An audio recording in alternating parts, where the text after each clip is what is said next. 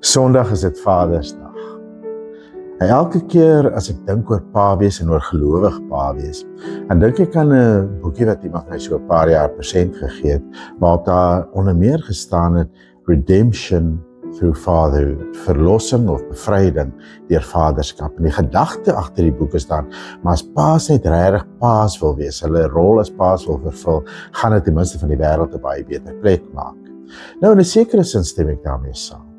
Ek dink die feit dat paas dikwels nie hulle rol speel nie, dat jy paas het wat wegstap van hulle kinders, paas wat nie hulle verantwoordelikhede nakom nie, of paas wat afbreekend is in hulle kinders se lewe, paas wat misbruik, wat molesteer. Ek dink dit doen geweldig skade, skade wat uitkring deur daai kind se lewe, wat 'n skade weer werp oor ons hele gemeenskap. So ek dink paas is ontsettend belangrik. En ek wil graag sommer net dankie sê vir elke goeie pa.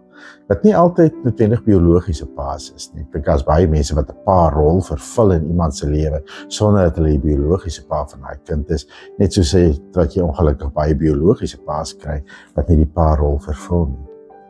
En tog het ek probleme met die gedagte dat verlossing deur paaskap kom, deur paas. En ek gaan dit probeer uitspel aan die hand van Hebreërs 11 waar daar gepraat word van drie gelowige paas. Trouwens, die drie name waaraan mense as jy die Bybel lees, heel eerste amper dink, as jy dink oor paas, Abraham, Isak en Jakob. Kom ons lees Hebreërs 11 van vers 17 af. Deur geloof het Abraham, toe hy getoets is, Isak as offer aangebied, en was hy op die punt om sy enigste offer, hy wat die belofte ontvang het, aan wie gesê is, deur Isak sal daar vir jou nageslag wees, omdat hy gereken het dat God die mag het om ook uit die dood op te wek, waaruit hy figuurlik gesproke om ook terug ontvang het.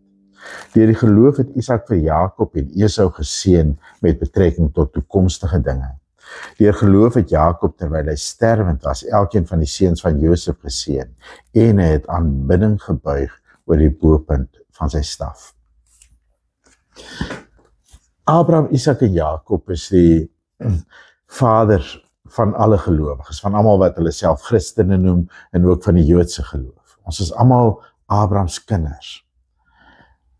Die vraag is, wat leer ons uit hulle lewe oor pa wees? En die eerste ding wat ek wil sê is, hulle was gewone paas. Paas met foute, paas met ernstige probleme, paas wat uiteindelik ook seer gemaak het in hulle kinders se lewe.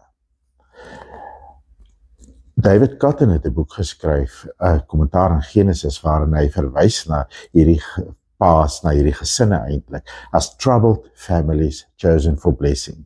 En ek wil nou net sommer eers fokus by troubled families.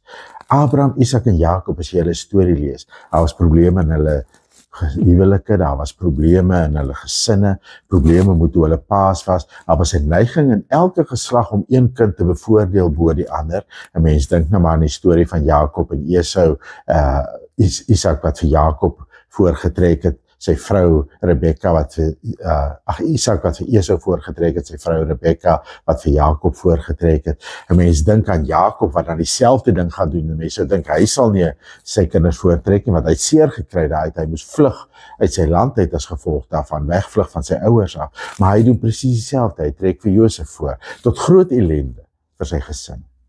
So hulle was gewone paas. En dis my eerste probleem met die gedagte dat paas of paaskap 'n soort van 'n verlossende krag het. Paas het verlossing nodig. Paas het redding nodig. Paas het nodig dat hulle uit die genade van God kan lewe. Want dit is net 'n pa wat sy gewone menswees erken, wat in voeling is met sy gewone menswees, met sy foute, en wat eerlik is daaroor. En wat eerlik is daaroor dat dit net deur die genade van die Here is dat hy gered word, dat hy 'n kind van God is. Dit is net so iemand wat ek dink wat regtig vry is om ook 'n goeie pa te wees met sy gebreke en al. As ek as pa myself as 'n soort van 'n reddersfiguur in my kinders se lewe moet sien, dan kry ek my kinders baie jammer. Ek is 'n gewone pa, 'n gewone mens soos Abraham en Isak en Jakob gewone mense was. Maar dan in die tweede plek ook 'n gelowige pa. En dit is dan die ding wat die Hebreërbrief uitlig. Hy praat nie oor al hulle foute en flaters en al hulle troubled family wees nie. Hy praat oor die feit dat hulle gelowige paas was. Nou, wat kan 'n mens sê, wanneer is 'n pa gelowig? Ek wil 'n paar goed sê. Ek wil in die eerste plek sê, 'n gelowige pa is iemand wat God ken, en daarom weet ek is nie God nie. Hy probeer nie God speel in sy kinders se lewe nie. Hy probeer nie van homself 'n gooitjie maak in die huisgesin, wat met 'n absolute gesag het, en wat altyd reg is, en wat altyd gehoorsaam moet word nie. Want 'n gewone pa weet, ek is maar 'n mens, en net God is God.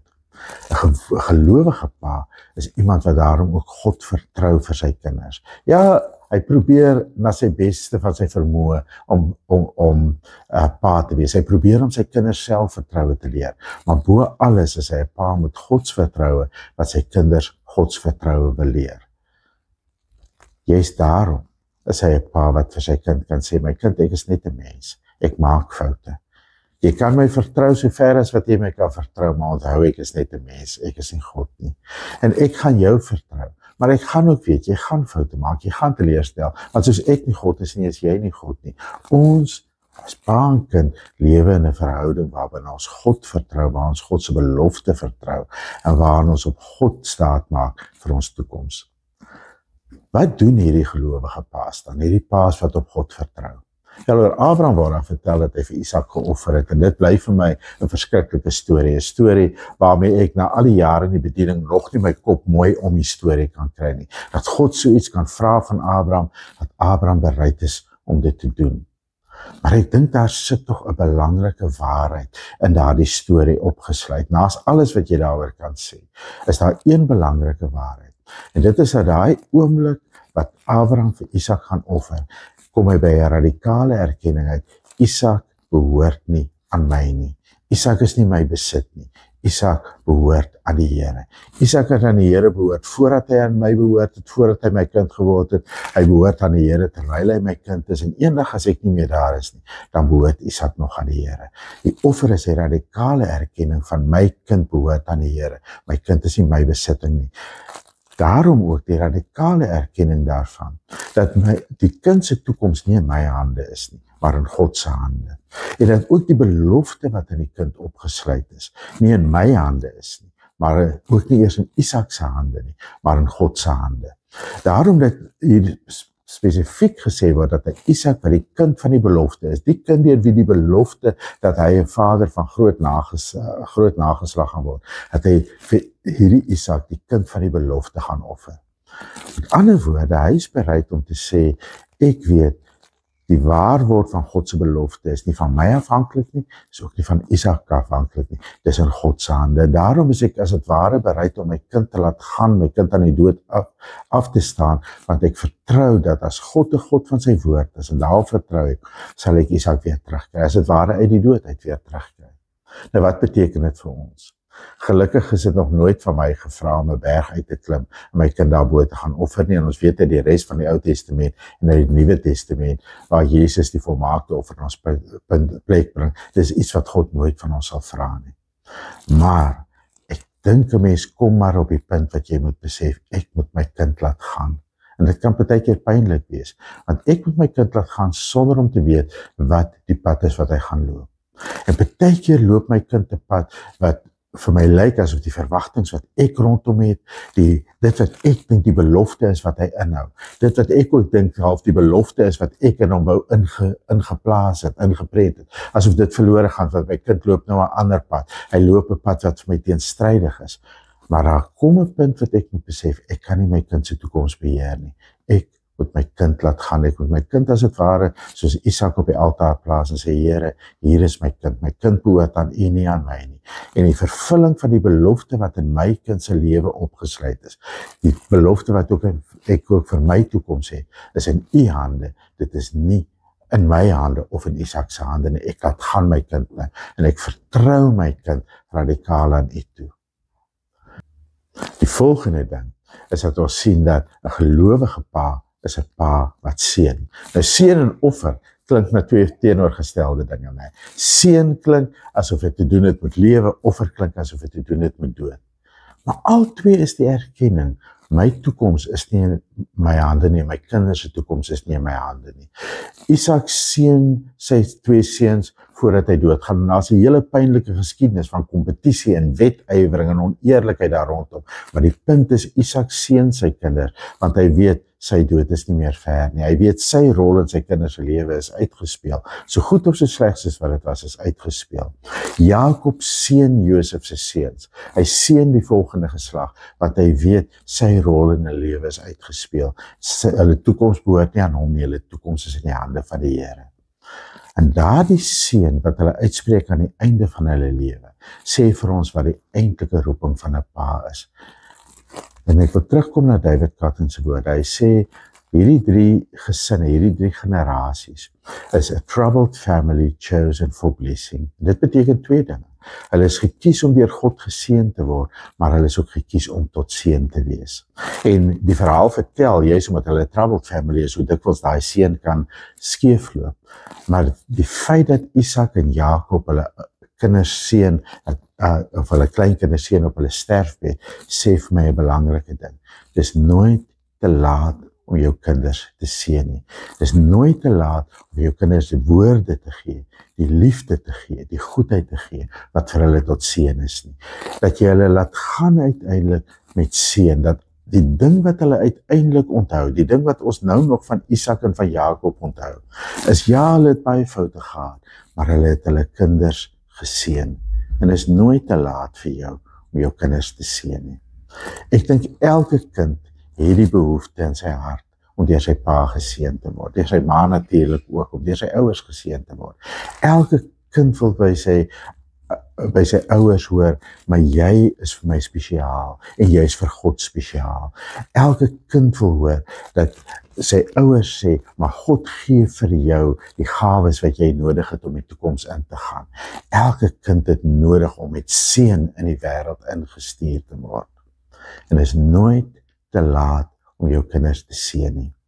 Daarom is my laaste punt, gelowige ouers wat kan offer, al is dit hoe pynlik wat hulle kinders kan laat gaan, ouers wat hulle kinders seën, al is dit op die laaste oomblik. 'n Gelowige pa is 'n pa met 'n visie wat wyer strek as net sy eie lewe, sy eie planne, sy eie drome. Dis hoe Hebreërs 11 oor geloof praat. Die gelowiges is mense met visie oor dit wat God besig is om te bou, dit waarheen God op pad is met ons. En ek wonder baie keer of ons as ouer geslag ons kinders deesdae groot maak met 'n visie vir die toekoms, 'n visie wat gedra word deur die belofte van God.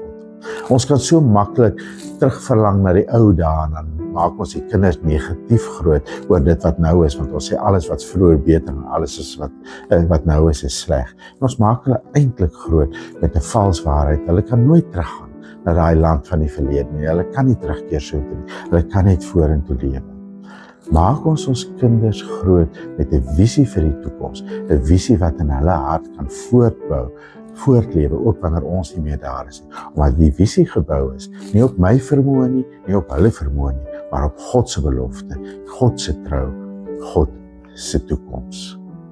Mag jy, of jy nou 'n pa of 'n ma is, en of jy net die rol van 'n volwassene of 'n mentor speel in 'n jonger mens se lewe, mag jy 'n gelowige mens wees wat hulle met visie groot maak, omdat jy 'n gelowige visie vir die toekoms het. Kom ons bid daarvoor. Ek hou nou hierdie kussing met die huise op vas, omdat ek altyd dink, 'n huis moet 'n rusplek wees. En daar's 'n ou sê ding wat mense baie keer teen hulle mure gehad in die ou dae, wat is 'n huis sonder 'n vader, of wat is 'n huis sonder 'n moeder? Ek dink 'n pa moet 'n tuiskomplek, 'n rusplek vir sy kinders hê, soos 'n ma ook.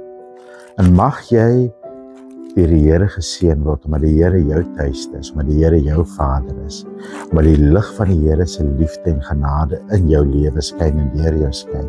Mag jy 'n tuiskomplek wees vir jonger mense. As die Here jou met kinders geseën het, vir jou kinders, vir jou kleinkinders, mag jou huis 'n huis wees wat die Vader ken en waarin jy dan ook 'n vader of 'n moeder kan wees. Amen.